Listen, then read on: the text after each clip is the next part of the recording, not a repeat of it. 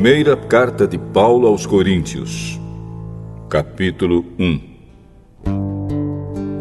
Eu, Paulo, que fui chamado pela vontade de Deus para ser apóstolo de Cristo Jesus, escrevo, junto com o irmão Sóstenes, esta carta à Igreja de Deus que está na cidade de Corinto.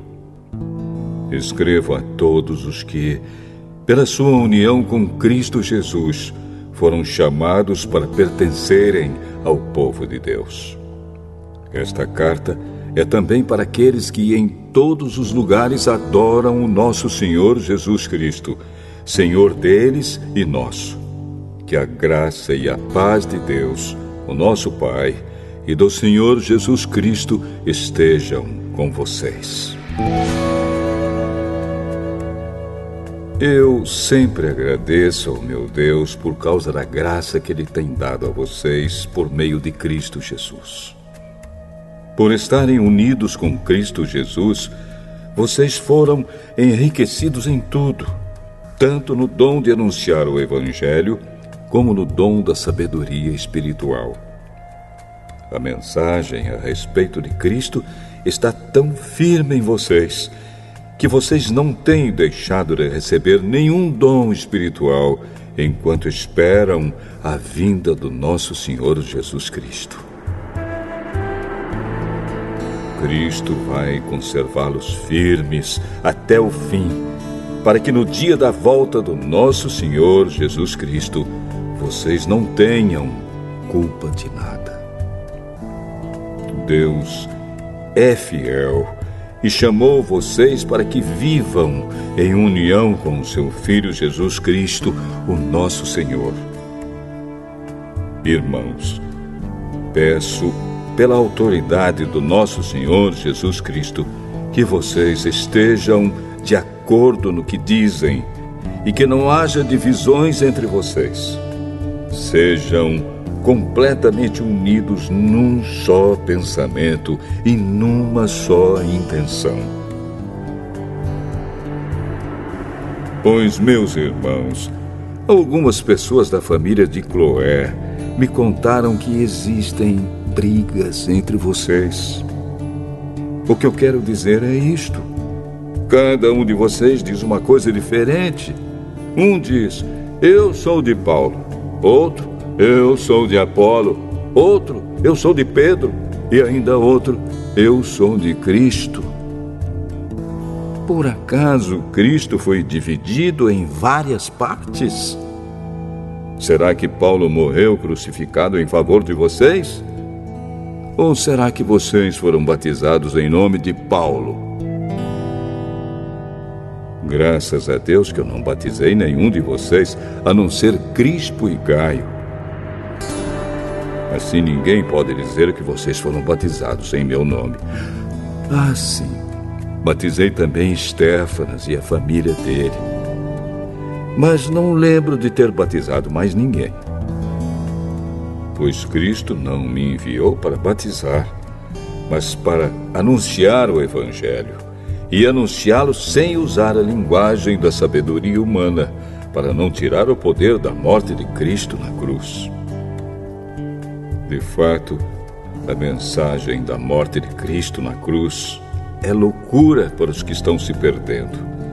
Mas para nós, que estamos sendo salvos, é o poder de Deus. Pois as Escrituras Sagradas dizem: destruirei a sabedoria dos sábios e acabarei com o conhecimento dos instruídos. Então, o que poderão dizer os sábios e os instruídos? O que vão dizer os grandes oradores deste mundo? Deus tem mostrado que a sabedoria deste mundo é loucura. Pois Deus, na sua sabedoria, não deixou que os seres humanos o conhecessem por meio da sabedoria deles. Pelo contrário, resolveu salvar aqueles que creem, e fez isso por meio da mensagem que anunciamos, a qual é chamada de louca. Os judeus pedem milagres como prova, e os não-judeus procuram a sabedoria. Mas nós anunciamos o Cristo crucificado, uma mensagem que para os judeus é ofensa e para os não-judeus é loucura. Mas para aqueles que Deus tem chamado, tanto judeus como não-judeus, Cristo é o poder de Deus e a sabedoria de Deus. Pois aquilo que parece ser a loucura de Deus é mais sábio do que a sabedoria humana. E aquilo que parece ser a fraqueza de Deus é mais forte do que a força humana. Agora, meus irmãos, lembrem do que vocês eram quando Deus os chamou. Do ponto de vista humano, poucos de vocês eram sábios ou poderosos ou de famílias importantes. Para envergonhar os sábios, Deus escolheu aquilo que o mundo acha que é loucura. E para envergonhar os poderosos, Ele escolheu o que o mundo acha fraco. Para destruir o que o mundo pensa que é importante, Deus escolheu aquilo que o mundo despreza, acha humilde e diz que não tem valor. Isso quer dizer que ninguém pode ficar orgulhoso, pois sabe que está sendo visto por Deus. Porém, Deus uniu vocês com Cristo Jesus e fez com que Cristo seja a nossa sabedoria. E é por meio de Cristo que somos aceitos por Deus, nos tornamos o povo de Deus e somos salvos. Portanto, como as Escrituras Sagradas dizem, quem quiser se orgulhar, que se orgulhe daquilo que o Senhor faz.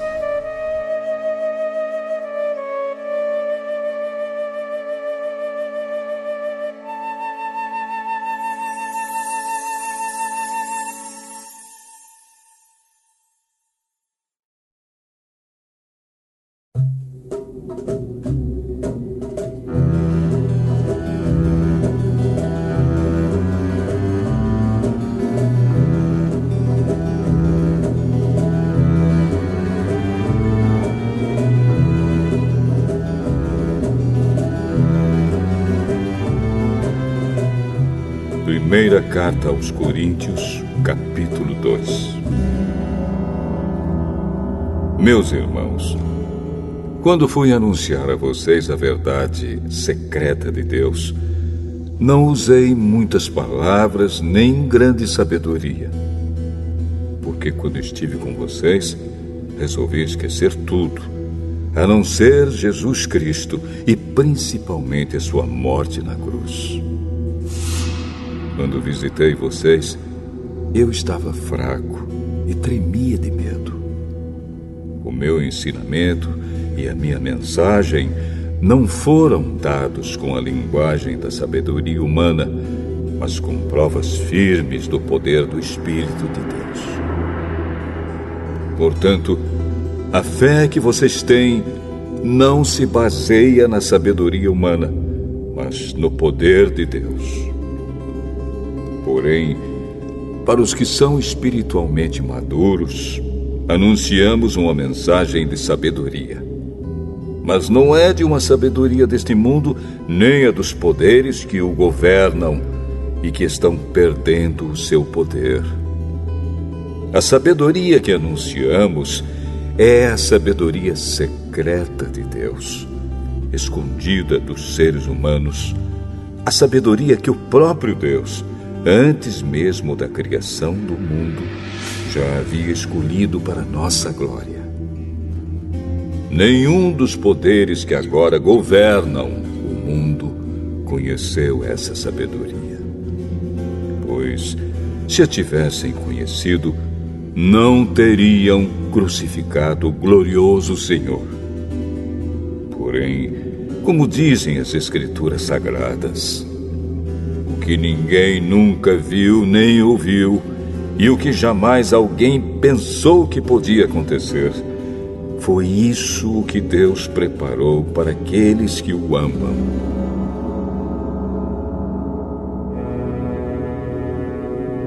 Mas foi a nós que Deus, por meio do Espírito, revelou o seu segredo. O Espírito Santo examina tudo, até mesmo os planos mais profundos e escondidos de Deus. Quanto ao ser humano, somente o Espírito que está nele é que conhece tudo a respeito dele. E quanto a Deus, somente o seu próprio Espírito conhece tudo a respeito dele. Não foi o Espírito deste mundo que nós recebemos, mas o Espírito mandado por Deus, para que possamos entender tudo o que Deus nos tem dado. Portanto, quando falamos, nós usamos palavras ensinadas pelo Espírito de Deus e não palavras ensinadas pela sabedoria humana. Assim explicamos as verdades espirituais aos que são espirituais. Mas quem não tem o Espírito de Deus não pode receber os dons que vêm do Espírito e, de fato, nem mesmo pode entendê-los.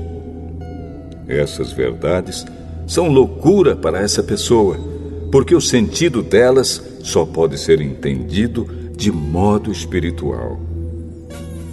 A pessoa que tem o Espírito Santo pode julgar o valor de todas as coisas, porém ela mesma não pode ser julgada por ninguém. Como dizem as Escrituras Sagradas, quem pode conhecer a mente do Senhor? Quem é capaz de lhe dar conselhos? Mas nós pensamos como Cristo pensa.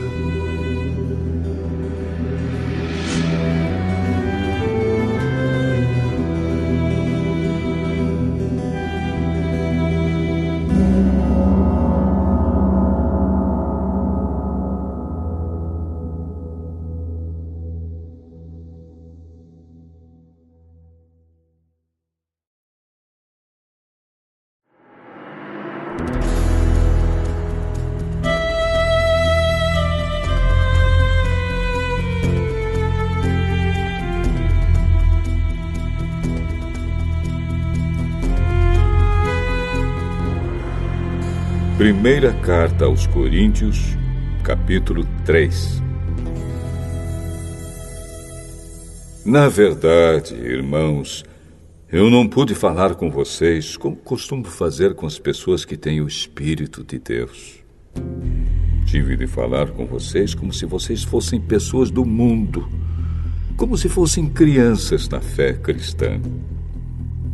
Tive de alimentá-los com leite e não com comida forte, pois vocês não estavam prontos para isso. E ainda não estão prontos, porque vivem como se fossem pessoas deste mundo. Quando existem ciumeiras e brigas entre vocês, será que isso não prova que vocês são pessoas deste mundo e fazem o que todos fazem? Quando alguém diz, eu sou de Paulo, e outro, eu sou de Apolo, será que assim não estão agindo como pessoas deste mundo? Afinal de contas, quem é Apolo? E quem é Paulo? Somos somente servidores de Deus, e foi por meio de nós que vocês creram no Senhor. Cada um de nós faz o trabalho que o Senhor lhe deu para fazer. Eu plantei, e Apolo regou a planta, mas foi Deus quem a fez crescer. De modo que não importa nem o que planta, nem o que rega, mas sim Deus, que dá o crescimento. Pois não existe diferença entre a pessoa que planta e a pessoa que rega. Deus dará a recompensa de acordo com o trabalho que cada um tiver feito. Porque nós somos companheiros de trabalho no serviço de Deus e vocês são o terreno no qual Deus faz o seu trabalho. Vocês são também o edifício de Deus. Usando o dom que Deus me deu, eu faço o trabalho de um construtor competente. Ponho o alicerce e outro constrói em cima dele. Porém, cada um deve construir com cuidado. Porque Deus já pôs Jesus Cristo como o único alicerce, e nenhum outro alicerce pode ser colocado. Alguns usam ouro ou prata ou pedras preciosas para construírem em cima do alicerce. E ainda outros usam madeira ou capim ou palha. O dia de Cristo vai mostrar claramente a qualidade do trabalho de cada um. Pois o fogo daquele dia mostrará o trabalho de cada pessoa. O fogo vai mostrar e provar a verdadeira qualidade do trabalho. Se aquilo que alguém construir em cima do alicerce resistir ao fogo, então o construtor receberá a recompensa. Mas, se o trabalho de alguém for destruído pelo fogo, então esse construtor perderá a recompensa. Porém, ele mesmo será salvo, como se tivesse passado pelo fogo para se salvar. Certamente vocês sabem que são o templo de Deus e que o Espírito de Deus vive em vocês. Assim, se alguém destruir o templo de Deus, Deus destruirá essa pessoa.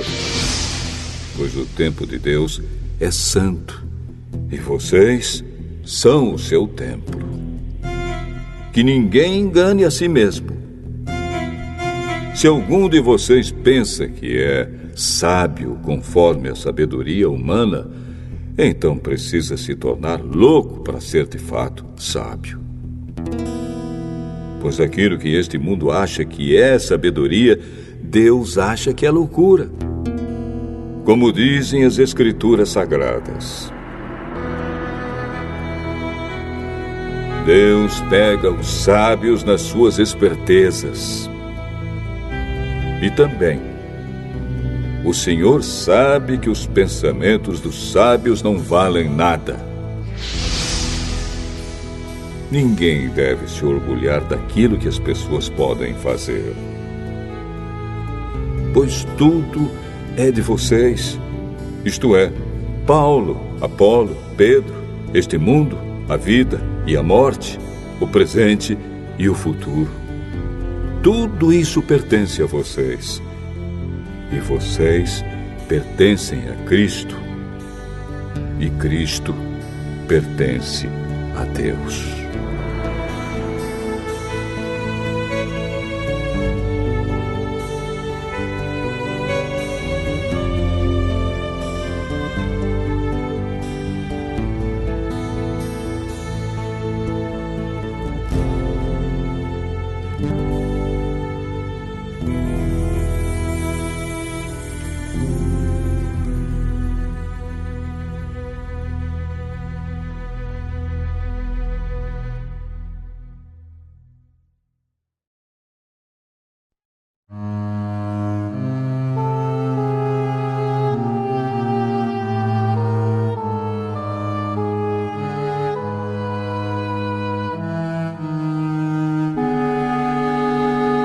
Primeira Carta aos Coríntios, capítulo 4. Vocês nos devem tratar como servidores de Cristo, que foram encarregados de administrar a realização dos planos secretos de Deus. O que se exige de quem tem essa responsabilidade é que seja fiel ao seu Senhor. Mas para mim não tem a menor importância ser julgado por vocês ou por um tribunal humano. Eu não julgo nem a mim mesmo. A minha consciência está limpa Mas isso não prova que sou, de fato, inocente. Quem me julga é o Senhor. Portanto, não julguem ninguém antes da hora. Esperem o julgamento final, quando o Senhor vier. Ele trará para a luz os segredos escondidos no escuro e mostrará as intenções que estão no coração das pessoas. Então cada um receberá de Deus os elogios que merece. Meus irmãos, é para instruir vocês que eu tenho aplicado essas lições a mim mesmo e a Apolo. Usei nós dois como um exemplo para que vocês aprendam o que quer dizer o ditado. Obedeça ao que está escrito. Ninguém deve se orgulhar de uma pessoa e desprezar outra. Quem é que fez você superior aos outros? Por acaso não foi Deus quem lhe deu tudo o que você tem? Então, por que é que você fica todo orgulhoso, como se o que você tem não fosse dado por Deus? Pelo que parece, vocês já têm tudo o que precisam. Já são ricos. Vocês já se tornaram reis e nós não. Que bom se vocês fossem reis de verdade, para que nós pudéssemos reinar junto com vocês. Porque me parece que Deus pôs a nós, os apóstolos, no último lugar. Somos como as pessoas condenadas a morrer em público, como espetáculo para o mundo inteiro, tanto para os anjos como para os seres humanos. Por causa de Cristo, nós somos loucos, mas vocês são sábios por estarem unidos com Ele. Nós somos fracos e vocês são fortes. Vocês são respeitados e nós somos desprezados. Até agora temos passado fome e sede. Temos nos vestido com trapos, temos recebido bofetadas e não temos lugar certo para morar. Temos nos cansado de trabalhar para nos sustentar. Quando somos amaldiçoados, nós abençoamos. Quando somos perseguidos, aguentamos com paciência. Quando somos insultados, respondemos com palavras delicadas. Somos considerados como lixo e até agora somos tratados como a imundície deste mundo. Não estou escrevendo essas coisas para envergonhar vocês, mas para ensiná-los como se vocês fossem meus próprios filhos queridos. Mesmo que vocês tivessem milhares de mestres na fé cristã, não poderiam ter mais de um pai. Pois, quando ele vem a vocês no Evangelho, eu me tornei o pai de vocês na vida que vivem em união com Cristo Jesus. Portanto, eu peço que sigam o meu exemplo. Por isso estou enviando para vocês Timóteo, que é meu querido e fiel filho no Senhor. Ele vai ajudá-los a lembrarem dos caminhos que sigo na nova vida que tenho em união com Cristo Jesus. Caminhos esses que ensino em todas as igrejas.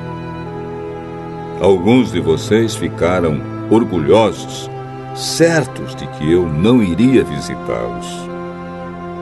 Porém, se o Senhor quiser, eu vou visitá-los logo. Então vou saber o que esses orgulhosos são capazes de fazer e não somente o que eles são capazes de dizer. Pois o reino de Deus não é coisa de palavras, mas de poder. O que é que vocês preferem? Que eu vá até vocês com um chicote ou com o coração cheio de amor e bondade?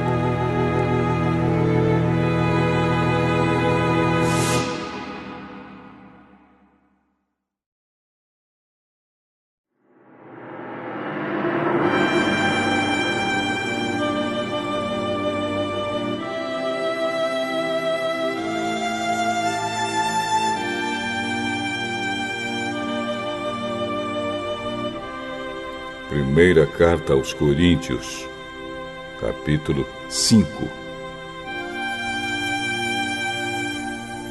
Agora estão dizendo que há entre vocês uma imoralidade sexual tão grande que nem mesmo os pagãos seriam capazes de praticar. Fiquei sabendo que certo homem está tendo relações com a própria madrasta. Como é que vocês podem estar tão orgulhosos? Pelo contrário, vocês deviam ficar muito tristes e expulsar do meio de vocês quem está fazendo uma coisa dessas. Quanto a mim, ainda que não esteja presente aí pessoalmente, estou com vocês em espírito. E agindo como se eu estivesse aí, já julguei pela autoridade do nosso Senhor Jesus o homem que está fazendo essa coisa horrível. Quando vocês se reunirem, estarei com vocês em espírito. Então, pelo poder do nosso Senhor Jesus, que estará presente conosco, entreguem esse homem a Satanás, para que o seu corpo seja destruído, mas o seu espírito seja salvo no dia do Senhor. Não está certo que vocês estejam orgulhosos. Vocês conhecem aquele ditado: um pouco de fermento fermenta toda a massa. Joguem fora o velho fermento do pecado para ficarem completamente puros. Aí vocês serão como massa nova e sem fermento, como vocês, de fato, já são. Porque a nossa festa da Páscoa está pronta, agora que Cristo, o nosso Cordeiro da Páscoa, já foi oferecido em sacrifício. Então, vamos comemorar a nossa Páscoa, não com o pão que leva fermento, o fermento velho do pecado e da imoralidade, mas com o pão sem fermento, o pão da pureza e da verdade.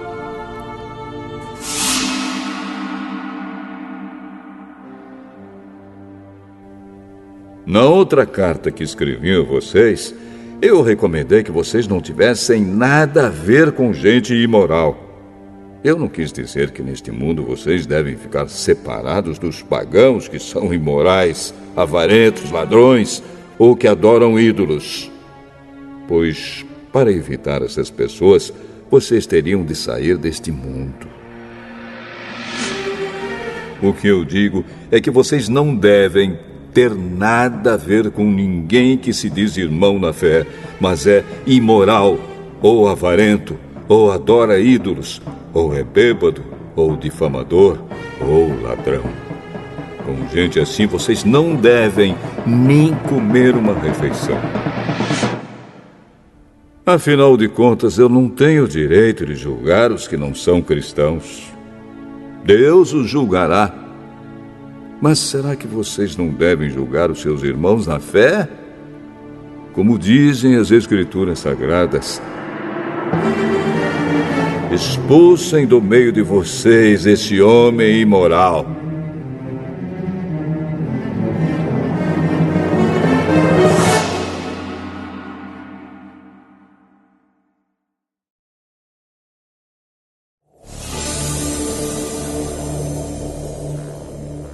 Primeira carta aos Coríntios, capítulo 6. Quando algum de vocês tem uma queixa contra um irmão na fé, como se atreve a pedir justiça a juízes pagãos, em vez de pedir ao povo de Deus que resolva o caso? Será que vocês não sabem que o povo de Deus julgará o mundo? Então, se vocês vão julgar o mundo, será que não são capazes de julgar essas coisas pequenas? Por acaso vocês não sabem que nós julgaremos até mesmo os anjos? Muito mais, então, devemos julgar as coisas desta vida. Portanto, se surgir alguma questão dessas, será que vocês vão procurar pessoas que são desprezadas na igreja para julgarem esses casos? Que vergonha! Será que entre vocês não existe alguém com bastante sabedoria para resolver uma questão entre irmãos? É claro que existe. Mas o que acontece é que um irmão em Cristo leva ao tribunal a sua queixa contra outro irmão e deixa que juízes pagãos julguem o caso. Só o fato de existirem questões entre vocês já mostra que vocês estão falhando completamente. Não seria melhor aguentar a injustiça? Não seria melhor ficar com o prejuízo? Pelo contrário, vocês cometem injustiça e roubam e fazem isso tudo contra os seus próprios irmãos. Vocês sabem que os maus não terão parte no reino de Deus. Não se enganem, pois os imorais, os que adoram ídolos, os adúlteros, os homossexuais, os ladrões, os avarentos, os bêbados, os caluniadores e os assaltantes não terão parte no reino de Deus. Alguns de vocês eram assim, mas foram lavados do pecado, separados para pertencer a Deus e aceitos por Ele, por meio do Senhor Jesus Cristo e pelo Espírito do nosso Deus. Alguém vai dizer: eu posso fazer tudo o que quero. Pode sim, mas nem tudo é bom para você. Eu poderia dizer: posso fazer qualquer coisa, mas não vou deixar que nada me escravize. Outro vai dizer: o alimento existe para o estômago e o estômago existe para o alimento. Sim, mas Deus acabará com os dois. O nosso corpo não existe para praticar a imoralidade, mas para servir o Senhor. E o Senhor cuida do nosso corpo. Pelo seu poder, Deus ressuscitou o Senhor e também nos ressuscitará. Será que vocês não sabem que o corpo de vocês faz parte do corpo de Cristo? Será que eu vou pegar uma parte do corpo de Cristo e fazer com que ela seja parte do corpo de uma prostituta? É claro que não. Ou será que vocês não sabem que o homem que se une com uma prostituta se torna uma só pessoa com ela? As Escrituras Sagradas afirmam: os dois se tornam uma só pessoa. Porém, quem se une com o Senhor se torna espiritualmente uma só pessoa com Ele. Fujam da imoralidade sexual. Qualquer outro pecado que alguém comete não afeta o corpo, mas a pessoa que comete imoralidade sexual peca contra o seu próprio corpo. Será que vocês não sabem que o corpo de vocês é o templo do Espírito Santo que vive em vocês e lhes foi dado por Deus? Vocês não pertencem a vocês mesmos, mas a Deus, pois Ele os comprou e pagou o preço. Portanto, usem o seu corpo para a glória dele.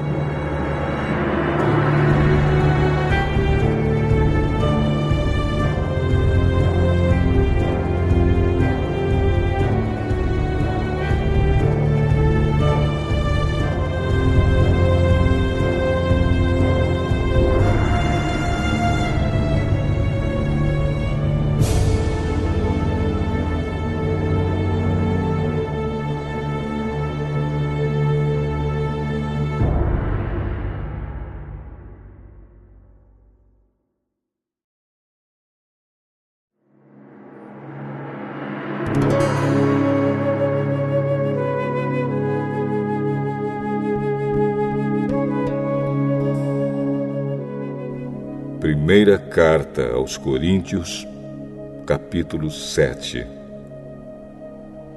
Agora vou tratar dos assuntos a respeito dos quais vocês me escreveram.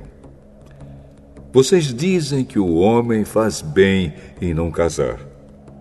Mas eu digo, já que existe tanta imoralidade sexual, cada homem deve ter a sua própria esposa e cada mulher o seu próprio marido. O homem deve cumprir o seu dever como marido, e a mulher também deve cumprir o seu dever como esposa. A esposa não manda no seu próprio corpo. Quem manda é o seu marido. Assim também o marido não manda no seu próprio corpo. Quem manda é a sua esposa. Que os dois não se neguem um ao outro, a não ser que concordem em não ter relações por algum tempo, a fim de se dedicar à oração. Mas depois devem voltar a ter relações, a fim de não caírem nas tentações de Satanás, por não poderem se dominar. Não digo isso como uma ordem, mas como uma sugestão. Realmente, eu gostaria que todos fossem como eu. Porém, cada um tem o dom que Deus lhe deu. Um tem este dom e outro aquele. Aos solteiros e às viúvas eu digo que seria melhor para eles ficarem sem casar, como eu. Mas, se vocês não podem dominar o desejo sexual, então casem, pois é melhor casar do que ficar queimando de desejo. Para os que já estão casados, tenho um mandamento que não é meu, mas do Senhor, que a mulher não se separe do seu marido. Porém, se ela se separar, que não case de novo, ou então que faça as pazes com o marido, e que o homem não se divorcie da sua esposa. Aos outros digo eu mesmo, e não o Senhor. Se um homem cristão é casado com uma mulher que não é cristã, e ela concorda em continuar vivendo com ele, que ele não se divorcie dela. E se uma mulher cristã é casada com um homem que não é cristão e ele concorda em continuar vivendo com ela, que ela não se divorcie dele. Pois Deus aceita o homem que não é cristão por ele estar unido com a sua esposa cristã, e aceita a mulher que não é cristã por ela estar unida com o seu marido cristão. Se não fosse assim, os filhos deles não pertenceriam a Deus. Mas, sendo assim, eles pertencem. Porém, se o marido não cristão ou a esposa não cristã quiser o divórcio, então que se divorcie. Nesses casos, o marido cristão ou a esposa cristã está livre para fazer como quiser, pois Deus chamou vocês para viverem em paz. Esposa cristã, como é que você pode ter certeza de que não vai salvar o seu marido? E você, marido cristão, como é que você pode ter certeza de que não vai salvar a sua esposa? Cada um deve continuar vivendo de acordo com o dom que o Senhor lhe deu e na condição em que se encontrava quando Deus o chamou. É essa a regra que eu ensino em todas as igrejas. Se um homem judeu que é circuncidado aceita o chamado de Deus, ele não deve tirar as marcas da circuncisão. E se um homem não judeu que não é circuncidado aceita o chamado de Deus, ele não deve circuncidar-se. Não faz diferença estar circuncidado ou não. O que importa é obedecer aos mandamentos de Deus. Cada um deve continuar como era quando aceitou o chamado de Deus. Você era escravo quando Deus o chamou? Não se preocupe com isso. Mas, se você pode se tornar livre, então aproveite a oportunidade. pois o escravo que foi chamado pelo Senhor é agora um homem livre que pertence ao Senhor. Assim também, o homem livre que foi chamado por Cristo é escravo de Cristo. Deus comprou vocês por um preço.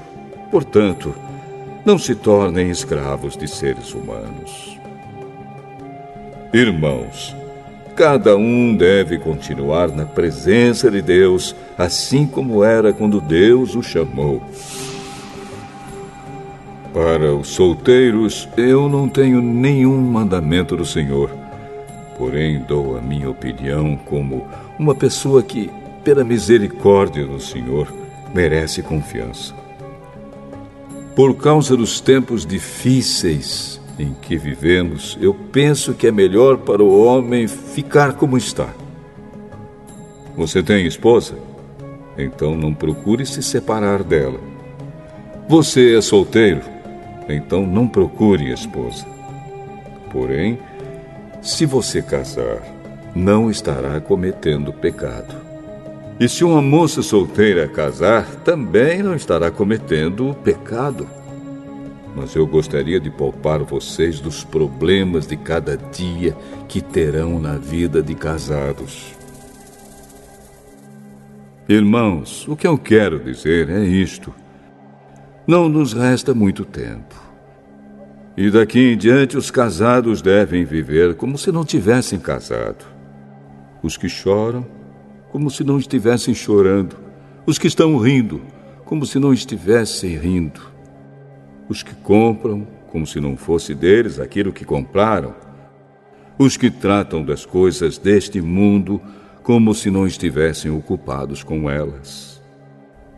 Pois este mundo, como está agora, não vai durar muito. Eu quero livrá-los de preocupações. Um solteiro se interessa pelas coisas do Senhor porque quer agradá-lo. Mas o homem casado se interessa pelas coisas deste mundo porque quer agradar a sua esposa e por isso é puxado por duas direções diferentes. Quanto às mulheres, tanto as viúvas quanto as solteiras, elas estão interessadas nas coisas do Senhor porque querem se dedicar de corpo e alma a Ele. Mas a mulher casada se interessa pelas coisas deste mundo porque quer agradar o marido. Eu estou dizendo isso porque quero ajudá-los. Não estou querendo obrigar ninguém a nada. Pelo contrário, quero que façam o que é direito e certo e que se entreguem ao serviço do Senhor com toda a dedicação. Aos que ficaram noivos, mas resolveram não casar mais, eu digo o seguinte: se o rapaz sente que assim não está agindo certo com a sua noiva e acha que a sua paixão por ela ainda é muito forte e que devem casar, então que casem. Não existe pecado nisso. Mas se, pelo contrário, o rapaz não se sente na obrigação de casar, se está mesmo resolvido a ficar solteiro e se é capaz de dominar a sua vontade e já resolveu o que deve fazer, então faz bem em não casar com a moça. Assim, quem casa faz bem, mas quem não casa faz melhor ainda. A mulher não está livre enquanto seu marido estiver vivo. Caso o marido morra, ela fica livre para casar com quem quiser, contanto que case com um cristão. Porém, ela será mais feliz se ficar como está. Essa é a minha opinião. E eu acho que também tenho o Espírito de Deus.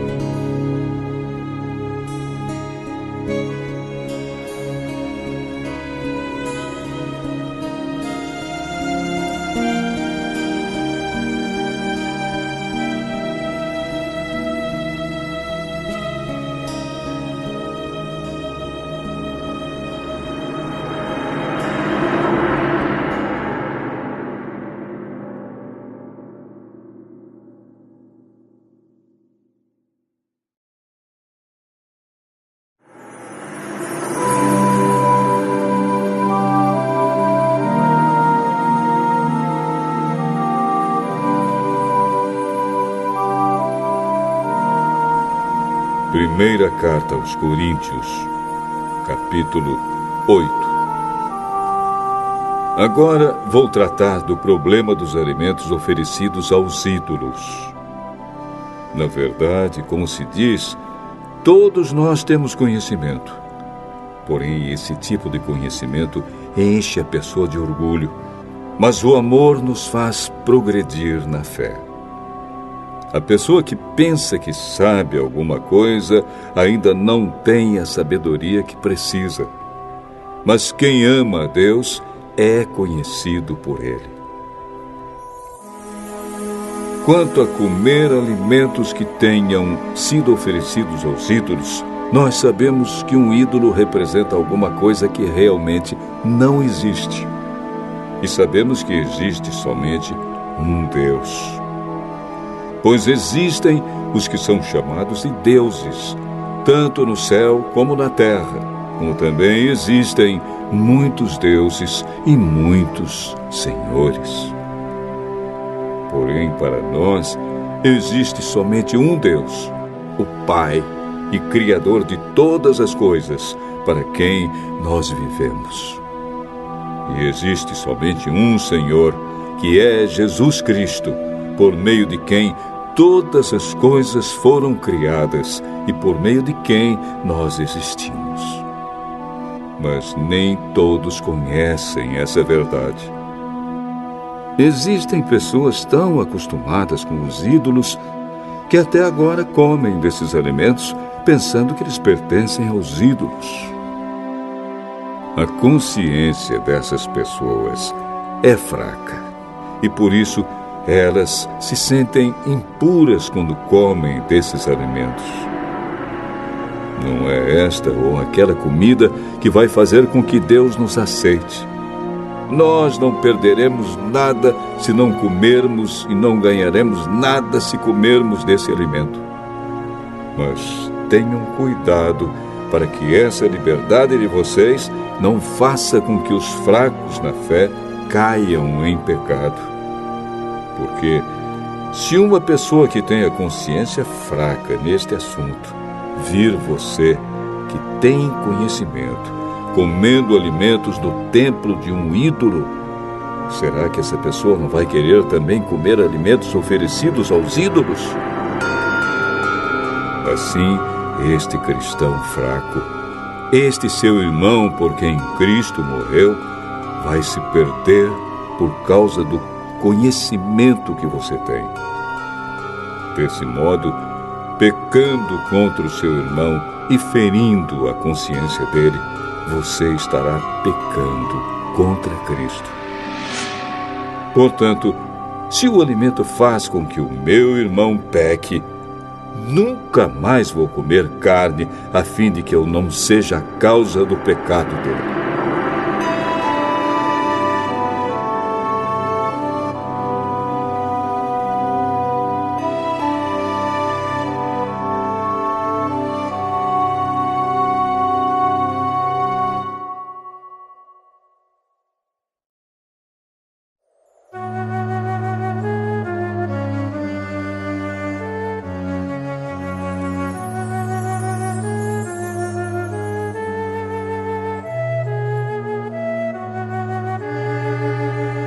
Primeira carta aos Coríntios, capítulo 9. Será que eu não sou um homem livre?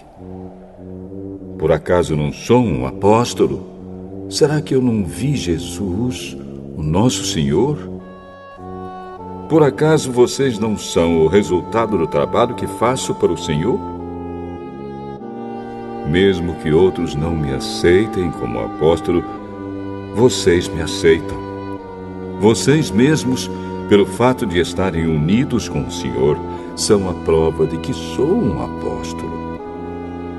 Quando as pessoas me criticam, eu me defendo, dizendo assim: será que eu não tenho o direito de receber comida e bebida pelo meu trabalho? Será que nas minhas viagens eu não tenho o direito de levar comigo uma esposa cristã, como fazem os outros apóstolos, os irmãos do Senhor Jesus e também Pedro?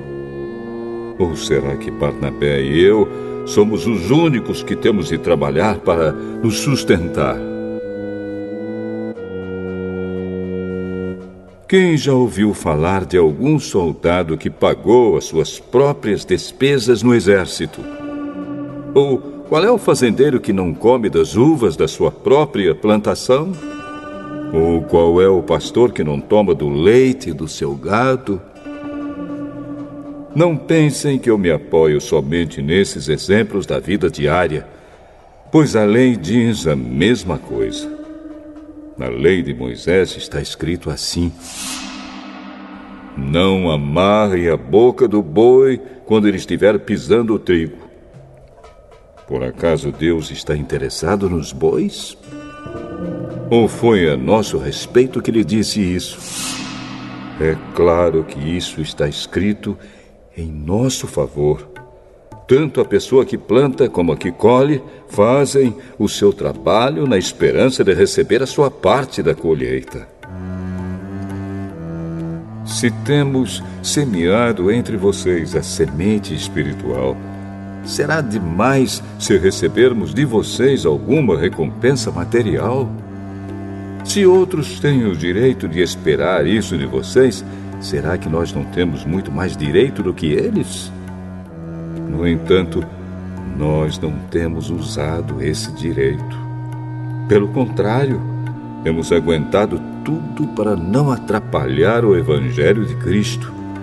Certamente vocês sabem que os que trabalham no templo, é do templo que recebem os seus alimentos. E sabem também que os que oferecem sacrifícios no altar recebem uma parte da carne dos animais que são sacrificados ali. Assim o Senhor mandou também que aqueles que anunciam o Evangelho vivam do trabalho de anunciar o Evangelho. Mas eu não tenho usado nenhum desses direitos. Nem estou escrevendo isso agora para exigir esses direitos para mim mesmo. Eu preferiria morrer a fazer isso. E ninguém vai me tirar o orgulho que eu tenho de agir assim. Eu não tenho direito de ficar orgulhoso por anunciar o Evangelho. Afinal de contas, fazer isso é minha obrigação. Ai de mim se não anunciar o Evangelho. Por isso, se eu faço o meu trabalho por minha própria vontade, então posso esperar algum pagamento. Porém, se faço como um dever, é porque é um trabalho que Deus me deu para fazer. Nesse caso, qual é o pagamento que recebo? É a satisfação de anunciar o Evangelho sem cobrar nada e sem exigir os direitos que tenho como pregador do Evangelho. Sou um homem livre, não sou escravo de ninguém. Mas eu me fiz escravo de todos a fim de ganhar para Cristo o maior número possível de pessoas.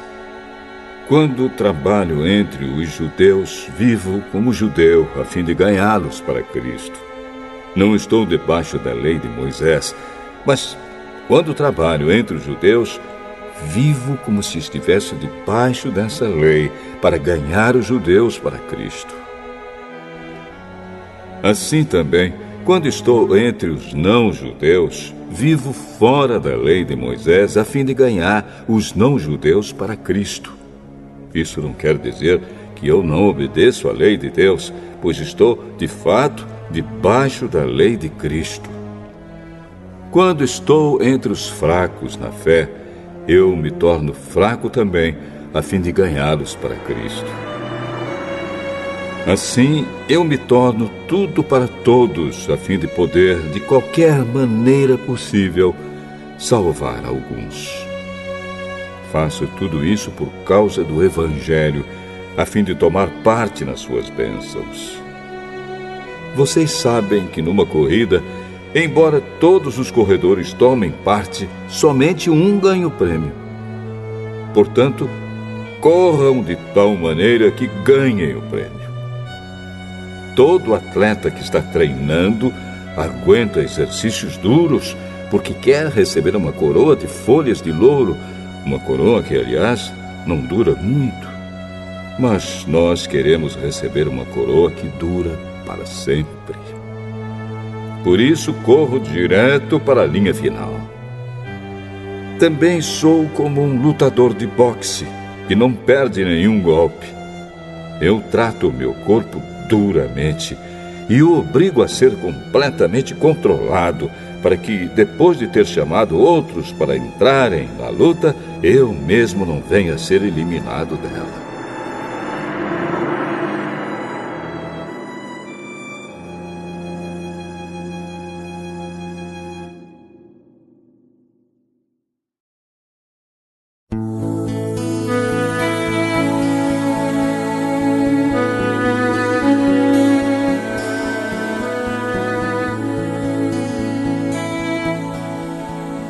Primeira carta aos Coríntios, capítulo 10.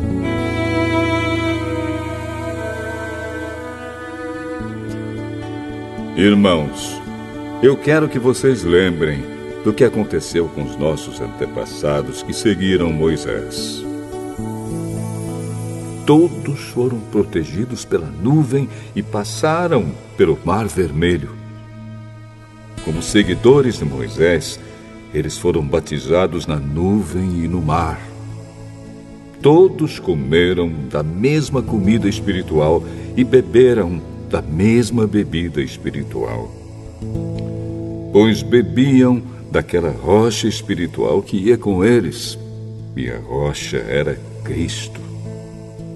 Mas Deus não ficou contente com a maioria deles, e por isso eles morreram, e os seus corpos ficaram espalhados no deserto. Tudo isso aconteceu a fim de nos servir de exemplo, para nós não querermos coisas más como eles quiseram, nem adorarmos ídolos como alguns deles adoraram. Como dizem as Escrituras Sagradas, o povo sentou-se para comer e beber e se levantou para se divertir. Não devemos cometer imoralidade sexual, como alguns deles fizeram. E porque eles fizeram isso, 23 mil deles caíram mortos num só dia. Não devemos pôr à prova a paciência de Cristo, como alguns deles fizeram, e por isso foram mortos pelas cobras. Vocês não devem se queixar, como fizeram alguns deles, e por isso foram destruídos pelo anjo da morte. Tudo isso aconteceu com os nossos antepassados, a fim de servir de exemplo para os outros. E aquelas coisas foram escritas a fim de servirem de aviso para nós, pois estamos vivendo no fim dos tempos. Portanto, aquele que pensa que está de pé, é melhor ter cuidado para não cair. As tentações que vocês têm de enfrentar são as mesmas que os outros enfrentam, mas Deus cumpre a sua promessa e não deixará que vocês sofram tentações que vocês não têm forças para suportar. Quando uma tentação vier, Deus dará forças a vocês para suportá-la, e assim vocês poderão sair dela. Por isso, meus queridos amigos, fujam da adoração de ídolos. Eu falo com vocês como com pessoas que têm capacidade para entender o que estou afirmando. Julguem vocês mesmos o que eu estou dizendo. Pensem no cálice pelo qual damos graças a Deus na ceia do Senhor. Será que quando bebemos desse cálice, não estamos tomando parte no sangue de Cristo? E quando partimos e comemos o pão, não estamos tomando parte no corpo de Cristo? Mesmo sendo muitos, todos comemos do mesmo pão, que é um só, e por isso somos um só corpo. Pensem no povo de Israel. Aqueles que comem as coisas oferecidas em sacrifícios tomam parte juntos no sacrifício que é oferecido a Deus no altar. O que é que eu quero dizer com isso? Que o ídolo ou o alimento que é oferecido a ele tem algum valor? É claro que não. O que estou dizendo é que aquilo que é sacrificado nos altares pagãos é oferecido aos demônios e não a Deus. E eu não quero que vocês tomem parte nas coisas dos demônios. Vocês não podem beber do cálice do Senhor e também do cálice dos demônios. Vocês não podem comer na mesa do Senhor e também na mesa dos demônios. Ou será que queremos provocar o Senhor, fazendo com que ele fique com ciúmes? Por acaso vocês pensam que somos mais fortes do que ele?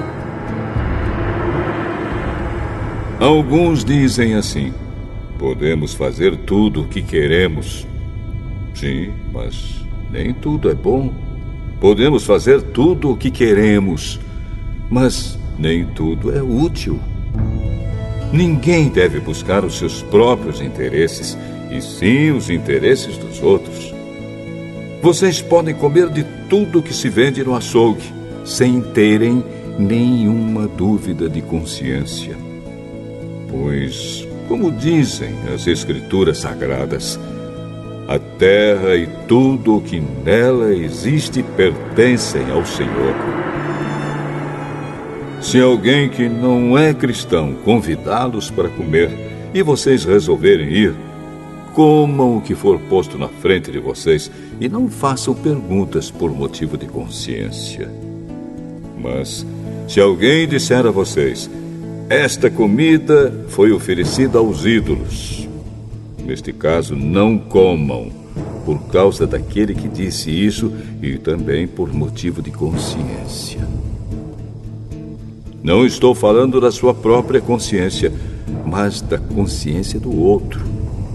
Mas alguém pode perguntar: por que é que a minha liberdade deve ser diminuída pela consciência dos outros?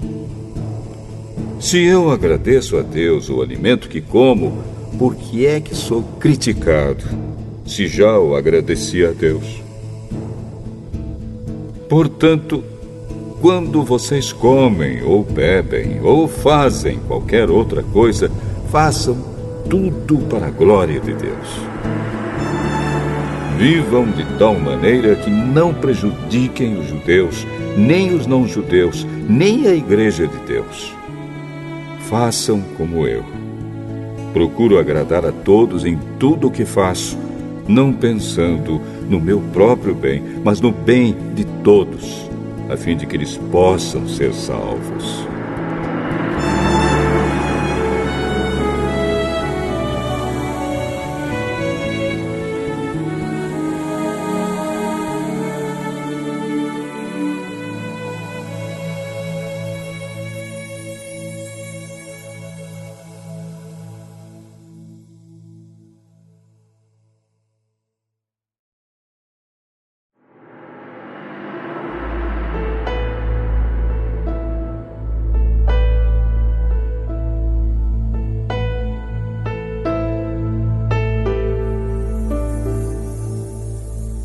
Primeira carta de Paulo aos Coríntios, capítulo 11.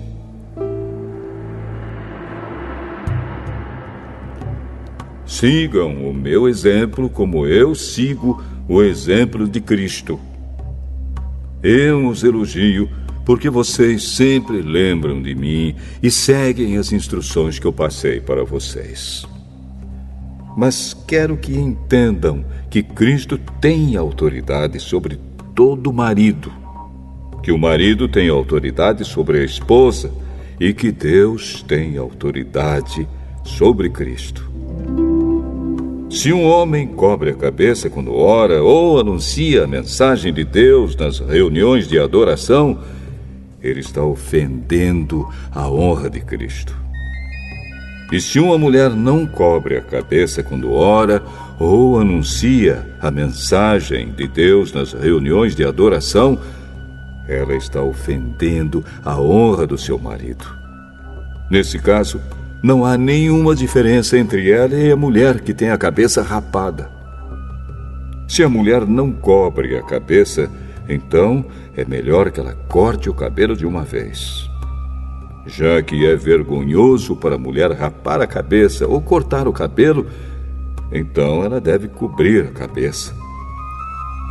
O homem não precisa cobrir a cabeça, pois ele reflete a imagem e a glória de Deus. Mas a mulher reflete a glória do homem, pois o homem não foi feito da mulher, mas a mulher foi feita do homem. O homem não foi criado por causa da mulher, mas sim a mulher por causa do homem. Portanto, por causa dos anjos, a mulher deve pôr um véu na cabeça para mostrar que está debaixo da autoridade do marido.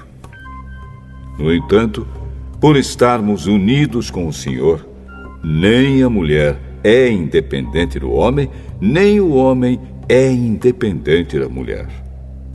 Porque assim como a mulher foi feita do homem, assim também o homem nasce da mulher. E tudo vem de Deus. Julguem vocês mesmos. Será que é certo que, num culto de adoração, a mulher ore a Deus sem estar com a cabeça coberta? Pois a própria natureza ensina que o cabelo comprido é uma desonra para o homem. Mas para a mulher, o cabelo comprido é motivo de orgulho. O cabelo foi dado a ela para lhe servir de véu. Mas se alguém quer discutir sobre esse assunto, o que eu posso dizer é que nem nós, nem as igrejas de Deus temos outro costume nas reuniões de adoração. Nas instruções que agora vou dar a vocês, eu não posso elogiá-los, pois as suas reuniões de adoração fazem mais mal do que bem. Para começar, me contaram que nessas reuniões há grupos de pessoas que estão brigando. E eu creio que, em parte, isso é verdade. Não há dúvida de que é preciso haver divisões entre vocês para que fique claro quem são os que estão certos. Quando vocês se reúnem, não é a ceia do Senhor que vocês comem, pois na hora de comer, cada um trata de tomar a sua própria refeição. E assim, enquanto uns ficam com fome, outros chegam até a ficar bêbados. Por acaso vocês não têm as suas próprias casas onde podem comer e beber? Ou será que preferem desprezar a igreja de Deus e envergonhar os que são pobres? O que é que vocês esperam que eu lhes diga? Querem que os elogie? É claro que não vou elogiá-los. Porque eu recebi do Senhor este ensinamento que passei para vocês. Que o Senhor Jesus, na noite em que foi traído, pegou o pão e deu graças a Deus. Depois partiu o pão e disse: Isto é o meu corpo, que é entregue em favor de vocês. Façam isto em memória de mim. Assim também, depois do jantar, ele pegou o cálice e disse: Este cálice é a nova aliança feita por Deus com seu povo. Aliança que é garantida pelo meu sangue. Cada vez que vocês beberem deste cálice, façam isso em memória de mim. De maneira que cada vez que vocês comem deste pão e bebem deste cálice, estão anunciando a morte do Senhor até que Ele venha.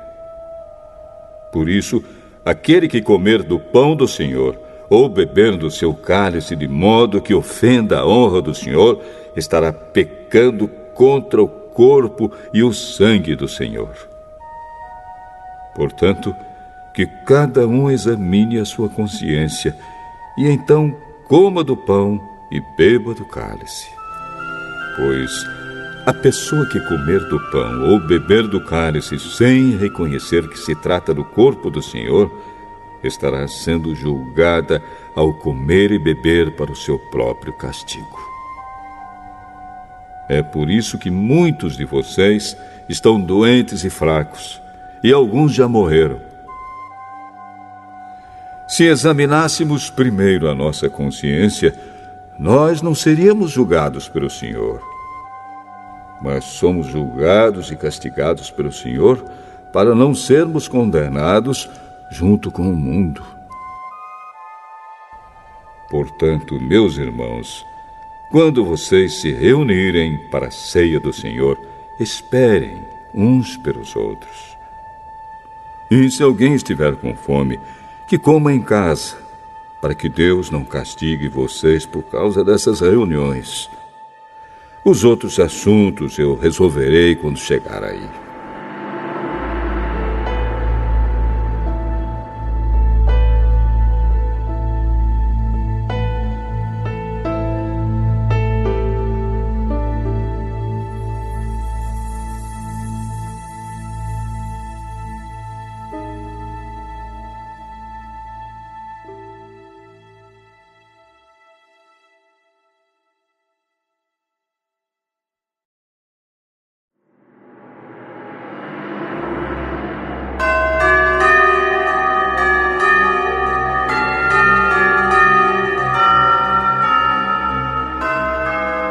Primeira carta de Paulo aos Coríntios, capítulo 12. Meus irmãos, quero que vocês saibam a verdade a respeito dos dons que o Espírito Santo dá. Vocês sabem que, quando ainda eram pagãos, vocês eram desviados de várias maneiras para a adoração dos ídolos, os quais não têm vida. Por isso precisam compreender que ninguém que diz que Jesus seja maldito pode estar falando pelo poder do Espírito de Deus. E que ninguém pode dizer Jesus é Senhor, a não ser que seja guiado pelo Espírito Santo. Existem tipos diferentes de dons espirituais, mas é um só e o mesmo Espírito quem dá esses dons. Existem maneiras diferentes de servir, mas o Senhor que servimos é o mesmo. Há diferentes habilidades para realizar o trabalho, mas é o mesmo Deus quem dá a cada um a habilidade para fazê-lo. Para o bem de todos, Deus dá a cada um alguma prova da presença do Espírito Santo. Para uma pessoa, o Espírito dá a mensagem de sabedoria, e para outra, o mesmo Espírito dá a mensagem de conhecimento. Para uma pessoa, o mesmo Espírito dá a fé, e para outra, dá o poder de curar. Uma pessoa recebe do Espírito poder para fazer milagres, e outra recebe o dom de anunciar a mensagem de Deus. Ainda outra pessoa recebe a capacidade para saber a diferença entre os dons que vêm do Espírito e os que não vêm dele. Para uma pessoa, o Espírito dá a capacidade de falar em línguas estranhas, e para outra, ele dá a capacidade de interpretar o que essas línguas querem dizer. Porém, é um só e o mesmo Espírito quem faz tudo isso. Ele dá um tom diferente para cada pessoa, conforme ele quer. Cristo é como um corpo, o qual tem muitas partes. E todas as partes, mesmo sendo muitas, formam um só corpo. Assim também, todos nós, judeus e não judeus, escravos e livres, fomos batizados pelo mesmo Espírito para formar um só corpo. E a todos nós foi dado de beber do mesmo Espírito. Pois o corpo não é feito de uma só parte, mas de muitas. Se o pé disser, já que não sou mão, não sou do corpo, nem por isso deixa de ser do corpo. Se o ouvido disser, já que não sou olho, não sou do corpo, nem por isso deixe de ser do corpo. Se o corpo todo fosse olho, como poderíamos ouvir? E se o corpo todo fosse ouvido, como poderíamos cheirar? Assim Deus colocou cada parte diferente do corpo conforme Ele quis. Se o corpo todo fosse uma parte só, não existiria corpo. De fato, existem muitas partes, mas um só corpo. Portanto, o olho não pode dizer para a mão: eu não preciso de você.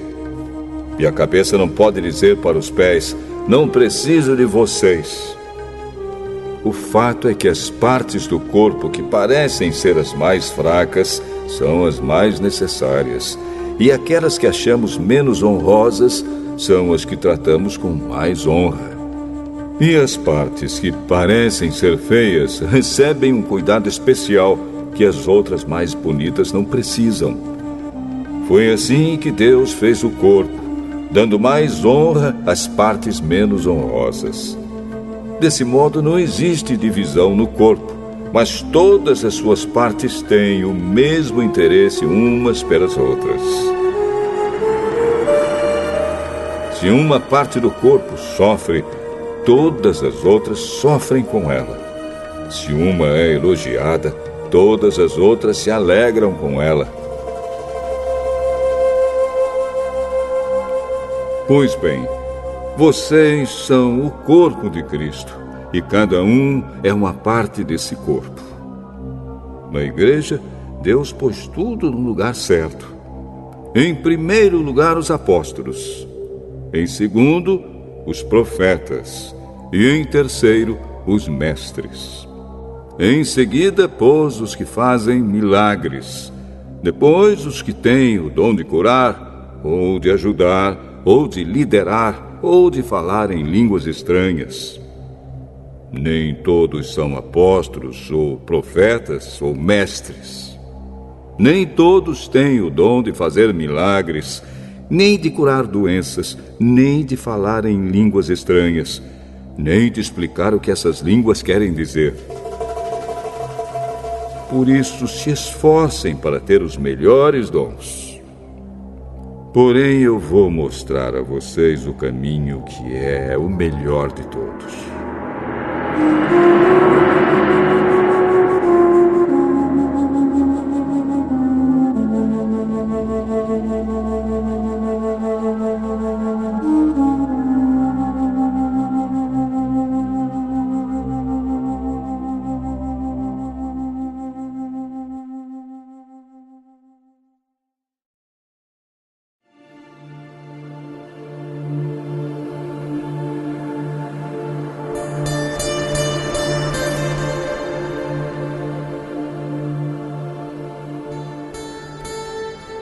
Primeira carta de Paulo aos Coríntios, capítulo 13. Eu poderia falar todas as línguas que são faladas na terra e até no céu, mas se não tivesse amor, as minhas palavras seriam como o som de um gongo ou como o barulho de um sino. Poderia ter o dom de anunciar mensagens de Deus, ter todo o conhecimento, entender todos os segredos e ter tanta fé que até poderia tirar as montanhas do seu lugar.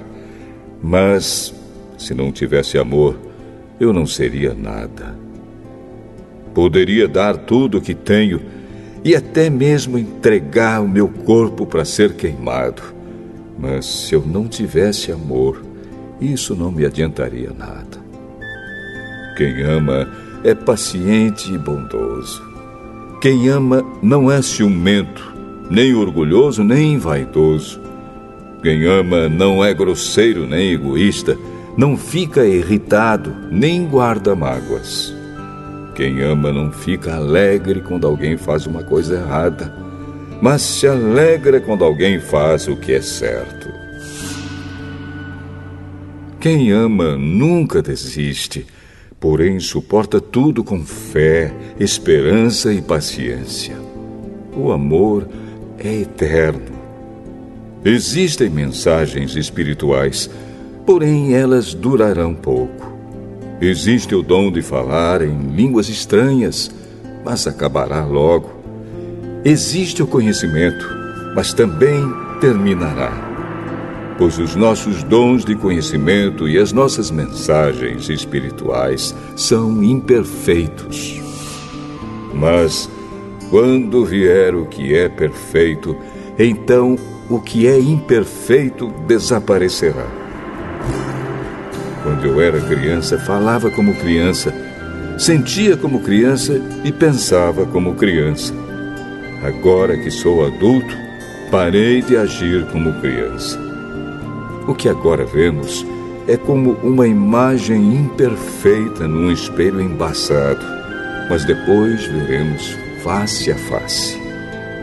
Agora o meu conhecimento é imperfeito, mas depois conhecerei perfeitamente, assim como sou conhecido por Deus.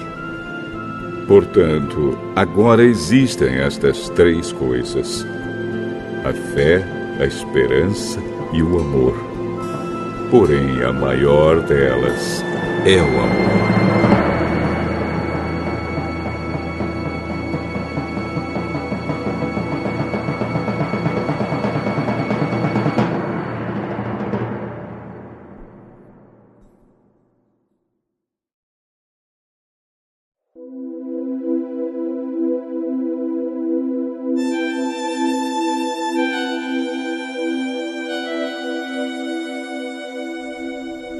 Primeira carta de Paulo aos Coríntios, capítulo 14.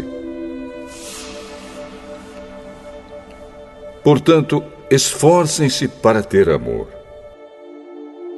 Procurem também ter dons espirituais, especialmente o de anunciar a mensagem de Deus.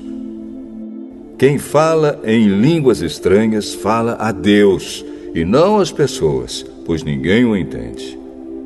Pelo poder do Espírito Santo, ele diz verdades secretas. Porém, quem anuncia a mensagem de Deus fala para as pessoas, ajudando-as e dando-lhes coragem e consolo. Quem fala em línguas estranhas ajuda somente a si mesmo. Mas quem anuncia a mensagem de Deus ajuda a igreja toda. Eu gostaria que vocês todos falassem em línguas estranhas, mas gostaria ainda mais que tivessem o dom de anunciar a mensagem de Deus. Porque quem anuncia a mensagem de Deus tem mais valor do que quem fala em línguas estranhas, a não ser que esteja ali alguém que possa interpretar o que está sendo dito, para que toda a igreja seja ajudada espiritualmente. Por isso, irmãos, quando eu os visitar, que proveito vocês terão se eu lhes falar em línguas estranhas? É claro que nenhum, a não ser que leve a vocês alguma revelação de Deus, ou algum conhecimento, ou alguma mensagem inspirada, ou algum ensinamento. Por exemplo, além da voz humana, existem os instrumentos musicais, como a flauta e a harpa. Se os sons não saírem com toda clareza, como poderá alguém saber o que está sendo tocado em um ou outro desses instrumentos? Se quem toca a corneta não der um som bem claro, quem se preparará para a batalha? Assim também, como é que os outros vão entender o que vocês estão dizendo se a mensagem por meio de línguas estranhas não for clara? Vocês estariam falando para o vento. No mundo há muitas línguas diferentes, mas cada uma faz sentido. Porém, se eu não entendo a língua na qual alguém está falando comigo, então quem fala essa língua é estrangeiro para mim, e eu sou um estrangeiro para ele. Por isso, já que vocês estão com tanta vontade de ter os dons do Espírito, procurem, acima de tudo, ter os dons que fazem com que a igreja cresça espiritualmente. Portanto, quem fala em línguas estranhas deve orar, pedindo a Deus que lhe dê o dom de interpretar o que elas querem dizer. Porque se eu orar em línguas estranhas, o meu espírito, de fato, estará orando, mas a minha inteligência não tomará parte nisso. O que vou fazer então? Vou orar com o meu espírito, mas também vou orar com a minha inteligência. Vou cantar com o meu espírito, mas também vou cantar com a minha inteligência. Se você dá graças a Deus em línguas estranhas, como é que uma pessoa simples que estiver na reunião poderá dizer amém à oração de agradecimento que você fez? Ela não vai conseguir entender nada do que você está dizendo. Mesmo que a sua oração seja muito boa, essa pessoa não receberá nenhuma ajuda. Eu agradeço a Deus porque falo em línguas estranhas muito mais do que vocês. Porém, nas reuniões da igreja, prefiro dizer 5 palavras que possam ser entendidas para assim ensinar os outros, do que dizer milhares de palavras em línguas estranhas. Irmãos, não pensem como crianças. Sejam como crianças para o que é mal, mas sejam adultos no seu modo de pensar. Nas Escrituras Sagradas está escrito: por meio de pessoas que falam em línguas estranhas, eu falarei a este povo, diz o Senhor. Falarei por meio de lábios estrangeiros, mas assim mesmo meu povo não me dará atenção. Portanto, o dom de falar em línguas estranhas é um sinal de Deus para os descrentes e não para os cristãos. Mas o dom de anunciar a mensagem de Deus é um sinal para os cristãos e não para os descrentes.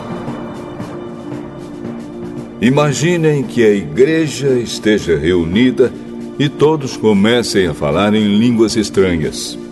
Se chegarem ali algumas pessoas simples ou descrentes, será que não vão dizer que vocês estão loucos?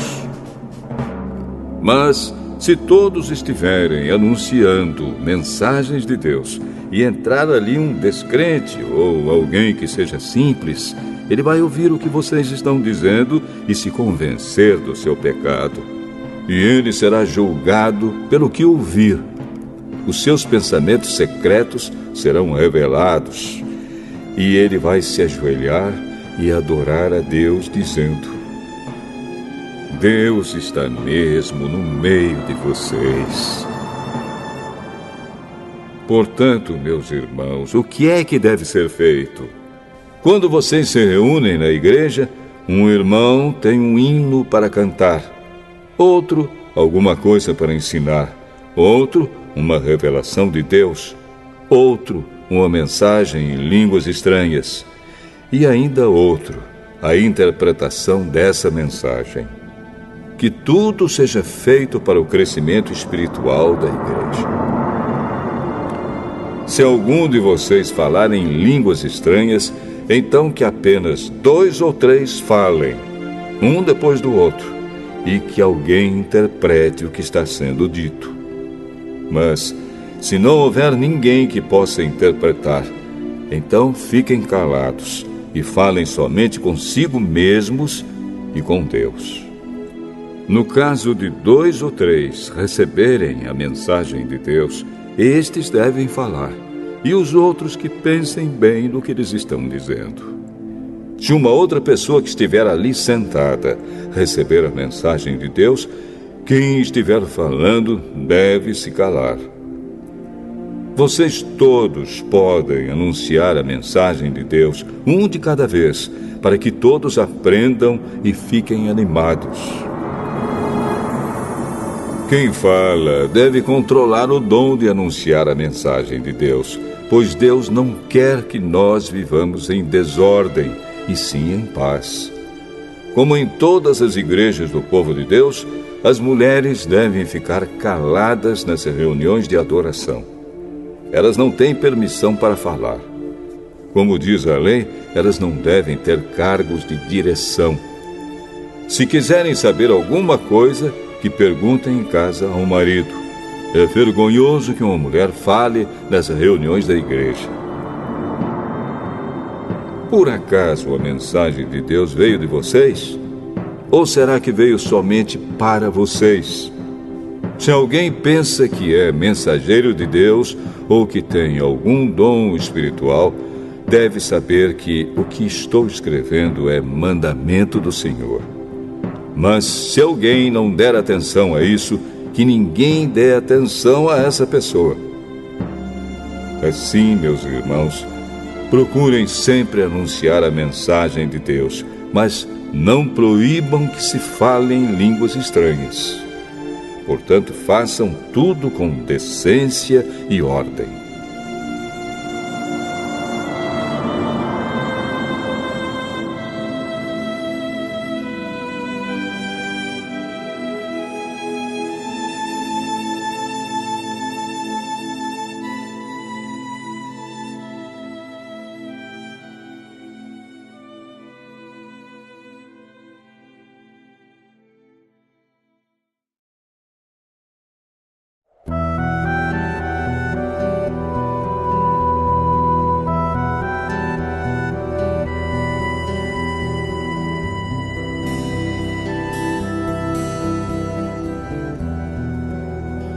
Primeira carta de Paulo aos Coríntios, capítulo 15. Agora, irmãos, quero que lembrem do evangelho que eu anunciei a vocês, no qual vocês aceitaram e no qual continuam firmes.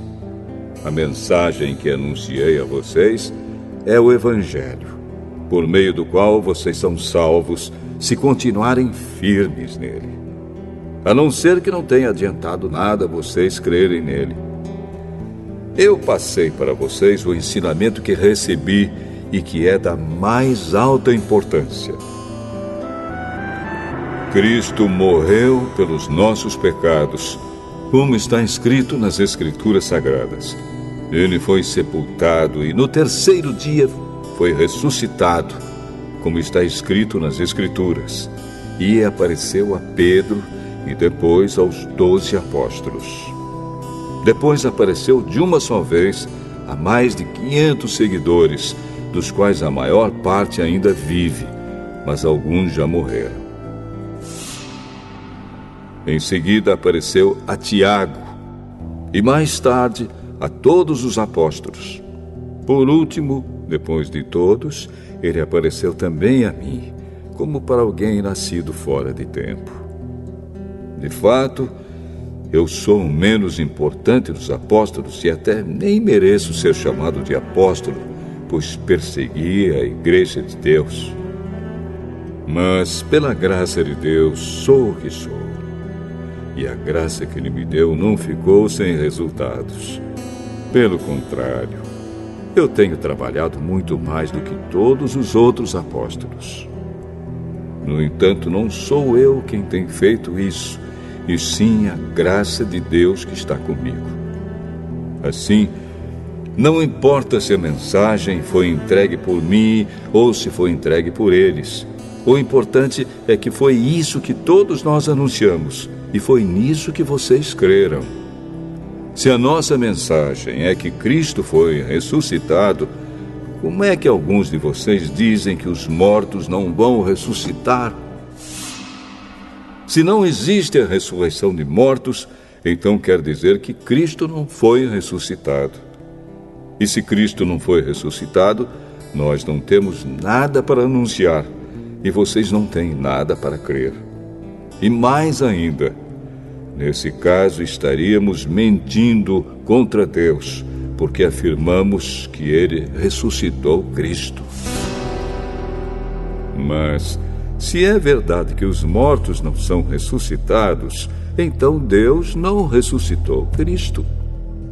Porque, se os mortos não são ressuscitados, Cristo também não foi ressuscitado. E se Cristo não foi ressuscitado, a fé que vocês têm é uma ilusão e vocês continuam perdidos nos seus pecados. Se Cristo não ressuscitou, os que morreram crendo nele estão perdidos. Se a nossa esperança em Cristo só vale para esta vida, nós somos as pessoas mais infelizes deste mundo.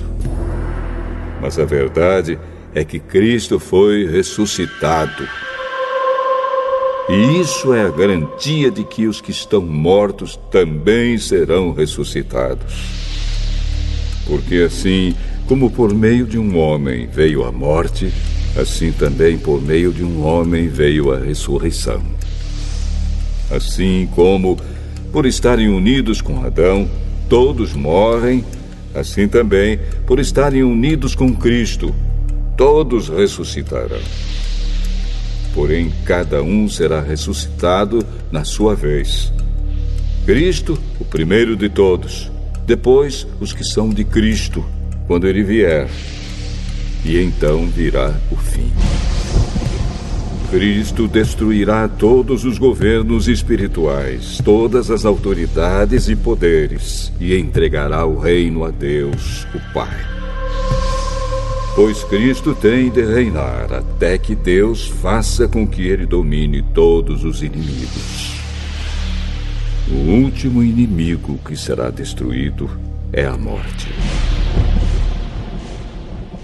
As Escrituras Sagradas dizem: Deus pôs todas as coisas debaixo do domínio dele. É claro que dentro das palavras, todas as coisas, não está o próprio Deus, que põe tudo debaixo do domínio de Cristo. Mas, quando tudo for dominado por Cristo, então o próprio Cristo, que é o Filho, se colocará debaixo do domínio de Deus, que pôs todas as coisas debaixo do domínio dele.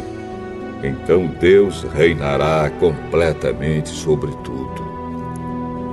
Pensem agora nas pessoas que são batizadas em favor dos mortos. O que é que elas esperam conseguir? Se os mortos não são ressuscitados, por que é que essas pessoas se batizam em favor deles? E quanto a nós, por que é que nos colocamos em perigo a toda hora? Irmãos, eu enfrento a morte todos os dias. Se afirmo isso, é pelo orgulho que tenho de vocês, pois estamos todos unidos com Cristo Jesus, o nosso Senhor. Aqui em Éfeso, eu lutei contra inimigos como se lutasse contra animais selvagens. E se fiz isso somente por interesses humanos, o que foi que eu consegui com isso? Se é verdade que os mortos não são ressuscitados, façamos o que diz o ditado: comamos e bebamos, porque amanhã morreremos. Não se enganem. As más companhias estragam os bons costumes. Comecem de novo a viver uma vida séria e direita e parem de pecar. Para fazer com que vocês fiquem envergonhados, eu digo o seguinte: alguns de vocês não conhecem a Deus. Mas alguém perguntará: como é que os mortos são ressuscitados? Que tipo de corpo eles vão ter? Seu tolo! Quando você semeia uma semente na terra, ela só brota se morrer. E o que foi semeado é apenas uma semente, talvez um grão de trigo ou outra semente qualquer, e não o corpo já formado da planta que vai crescer. Deus dá a essa semente o corpo que Ele quer e dá a cada semente um corpo próprio. E a carne dos seres vivos não é toda do mesmo tipo. Os seres humanos têm um tipo de carne, os animais, outro, os pássaros, outro, e os peixes, ainda outro. Há também corpos do céu e corpos da terra. Existe um tipo de beleza que pertence aos corpos celestes, e há outro que pertence aos corpos terrestres. O sol tem o seu próprio brilho, a lua, outro brilho, e as estrelas têm um brilho diferente. E mesmo as estrelas têm diferentes tipos de brilho. pois será assim quando os mortos ressuscitarem. Quando o corpo é sepultado, é um corpo mortal. Mas quando for ressuscitado, será imortal. Quando ele é sepultado, é feio e fraco. Mas quando for ressuscitado, será bonito e forte. Quando é sepultado, é um corpo material. Mas quando for ressuscitado, será um corpo espiritual. É claro que, se existe um corpo material, então tem de haver também um corpo espiritual. Porque as Escrituras Sagradas dizem: Adão, o primeiro homem, foi criado como ser vivo. Mas o último Adão, Jesus Cristo, é o Espírito que dá a vida. Não é o espiritual que vem primeiro, mas sim o material. Depois é que vem o espiritual. O primeiro homem foi feito do pó da terra. O segundo veio do céu. Os que pertencem à terra são como aquele que foi feito do pó da terra. Os que pertencem ao céu são como aquele que veio do céu. Assim como somos parecidos com o homem feito do pó da terra, assim também seremos parecidos com o homem do céu.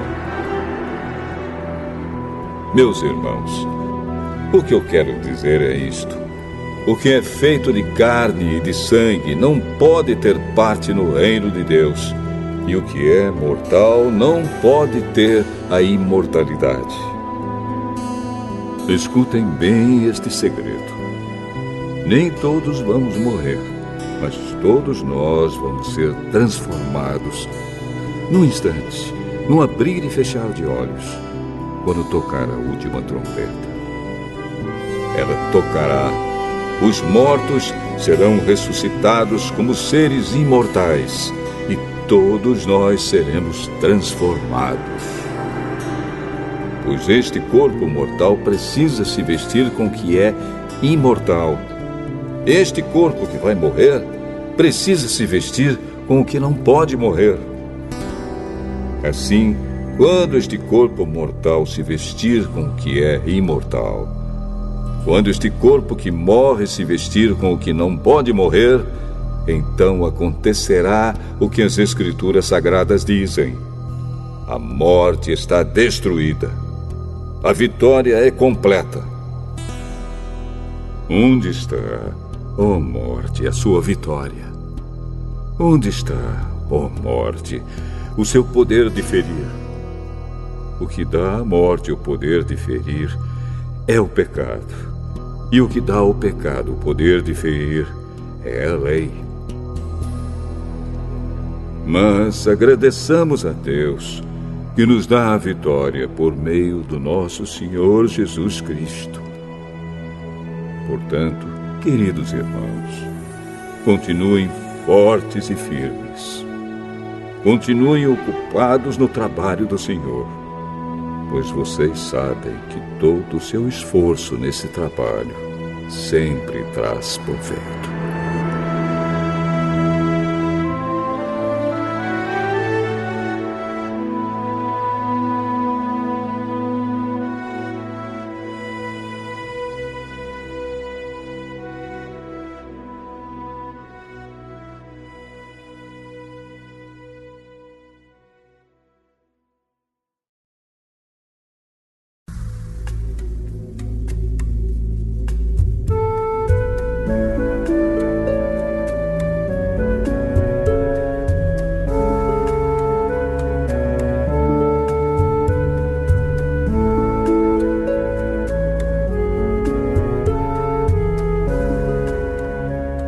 Primeira carta de Paulo aos Coríntios, capítulo 16. Agora vou tratar do dinheiro para ajudar o povo de Deus da Judéia. Façam o que eu disse às igrejas da província da Galácia. Todos os domingos, cada um de vocês separe e guarde algum dinheiro, de acordo com o que cada um ganhou, Assim não haverá necessidade de recolher ofertas quando eu chegar. Depois que chegar, eu enviarei com cartas de apresentação aqueles que vocês escolherem para levarem a oferta até Jerusalém. Se for conveniente que eu também vá, eles farão a viagem comigo. Eu visitarei vocês depois que tiver passado pela província da Macedônia, pois vou passar por lá. Pode ser que eu fique algum tempo com vocês, talvez todo o inverno, e assim vocês poderão me ajudar a continuar a minha viagem para onde quer que eu for. Pois eu não quero ver vocês apenas de passagem. Se o Senhor permitir, espero ficar bastante tempo com vocês. Resolvi ficar aqui em Éfeso até o dia de Pentecostes, pois encontrei aqui ótimas oportunidades para um grande e proveitoso trabalho, embora muita gente esteja contra mim. Se Timóteo chegar aí, façam tudo para que ele se sinta bem entre vocês, pois assim como eu, ele também está trabalhando para o Senhor. Não deixem que ninguém o despreze. Pelo contrário, vocês devem ajudá-lo a continuar a sua viagem em paz, a fim de que ele volte para cá, pois estou esperando que ele volte junto com os outros irmãos. Quanto ao irmão Apolo, tenho recomendado muitas vezes que vá visitar vocês com os outros irmãos, mas ele acha que não deve ir agora. Ele irá na primeira oportunidade. Estejam alertas, fiquem firmes na fé, sejam corajosos, sejam fortes. Que tudo o que vocês fizerem seja feito com amor. Vocês conhecem Estéfanas e a família dele. Vocês sabem que eles foram os primeiros cristãos convertidos na província da Acaia e que eles têm se dedicado ao serviço do povo de Deus. Peço a vocês, meus irmãos, que sigam a orientação deles e dos outros que os ajudam e trabalham com eles. Eu estou alegre com a vinda de Estéfanas, de Fortunato e de Acaico, pois eles fizeram o que vocês, por estarem ausentes, não podiam fazer. Eles me animaram muito e sei que animaram vocês também. Gente como essa merece elogios. As igrejas da província da Ásia mandam saudações. Áquila e a sua esposa Priscila e a igreja que se reúne na casa deles mandam saudações cristãs a vocês.